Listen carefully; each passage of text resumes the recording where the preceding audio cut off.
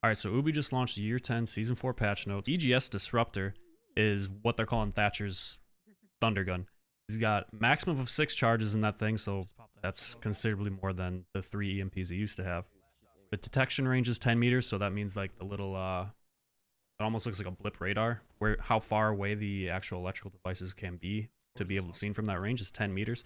IQ will still be good for like velt cams, traps, stuff like that. If there's anything that's over 10 meters, IQ is still going to be the move. But anything within 10 meters, Thatcher is kind of does both jobs. EMP blast that's flying through the air is a cylinder, and it's 3.5 meters, and it goes for 10 meters. It'll shoot 10 meters away, so not nearly as far as you could throw an EMP before. So in a way, that's kind of a nerf.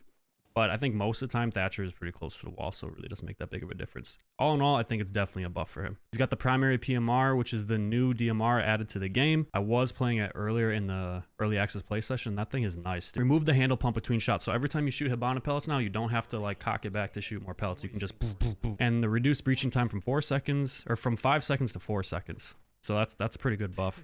They added the PMR to her as well. She also got a Claymore. Breaching torch for Maverick. So he has the same amount of canister content as condensed into 2 canisters now. So you just have to reload less. So you can basically cut more with reloading less. So it just saves you time. It's definitely a buff.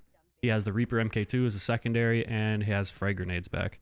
Thermite has 3 charges instead of 2, which means there's a lot of big fucking holes coming right up. I love that, dude. I love Thermite. Thermite is the OG. I'm so glad to see them like giving attention and love to some of the OG operators like Thermite and Thatcher. Like that right there is, to me, is core Siege.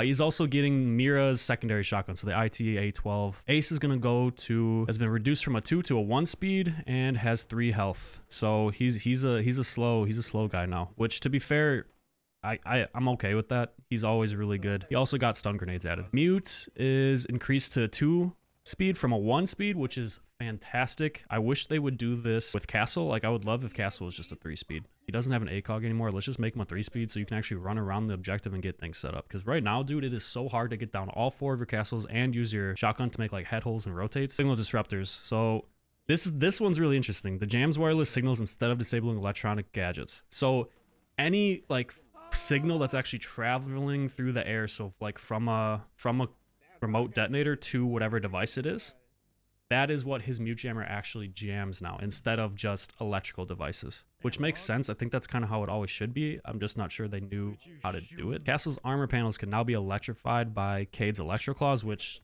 I actually really like that one. I think that one's really cool too. I don't know how many situations this is actually going to be viable in, but it is cool to see.